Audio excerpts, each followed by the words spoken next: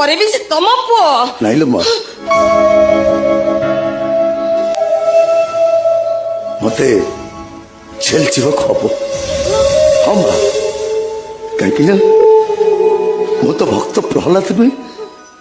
ଡ୍ୟାଡଙ୍କ ମନରେ ବିଶ୍ୱାସ ଆଣିବା ପାଇଁ ସ୍ୱୟଂ ଭଗବାନ ମୋ ପାଇଁ ଖମ୍ବରୁ ବାହାରି ଆସିବେ। ମା,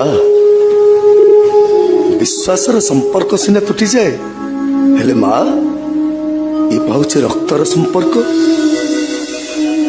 ମୋ ଭଉଣୀ ମତେ ଭୁଲ ବୁଝୁଛି।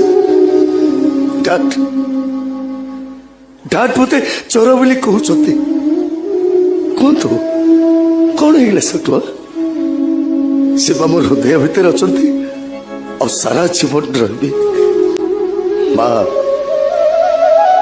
ଏ ପାଗିଳି ଝିଅଟାକୁ ଆଶ୍ରା ଦେବା ମୋ ପାଇଁ ଆଜି କାଳ ହେଇଗଲା।